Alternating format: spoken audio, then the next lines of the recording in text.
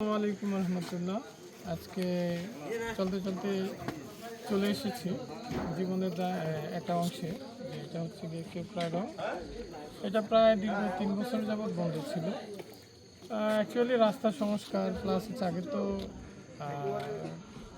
করে হিল ট্রেকিংয়ের মাধ্যমে আসতে হতো, তো এখন বাই ট্রান্সপোর্টের মাধ্যমে যেন পর্যটকরা আসতে পারে তার একটা সুন্দর ব্যবস্থা করেছে। আমি দেখি এই যে দেখুন কত সুন্দর একটা রাস্তা এবং কত সুন্দর একটা ভিউ। ওভারঅল এখানে আমার খুবই ভালো লাগছে। এদিকে হচ্ছে সব হচ্ছে যেগুলো মেঘ, পাহাড়ের সাথে মেঘ মিশে আছে।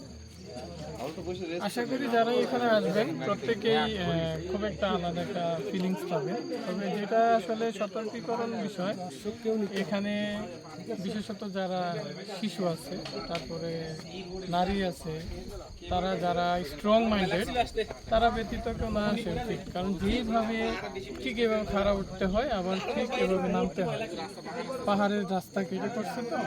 তো সেক্ষেত্রে আমি বলবো যার যার ক্যাপাসিটি বা সামর্থ্য অনুযায়ী, শক্তি, মনোবল, দৃঢ়তা অনুযায়ী তার এদিকে আসা উচিত। আমি সত্যি অনেক খুশি যে আমাদের দেশে এরকম একটা সাইডে আমি আসতে পেরেছি এবং এসে এখানে এত সুন্দর একটা ভিউ দেখছি। মহান রব্বুল আলামিনের এত সুন্দর সৃষ্টি, আলহামদুলিল্লাহ, আল্লাহ তাআলার শুকরিয়া আদায় করছি।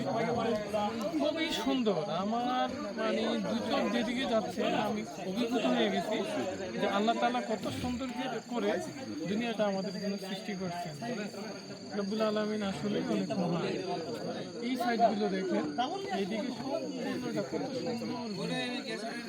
যদিও এটা হয়তো বা ট্রাভেলের জন্য ভালো, বাট ফ্যাক্ট হচ্ছে গিয়ে এখানে রেগুলার যারা লাইফ লিড করে তাদের জন্য এটা হচ্ছে একটা চ্যালেঞ্জ।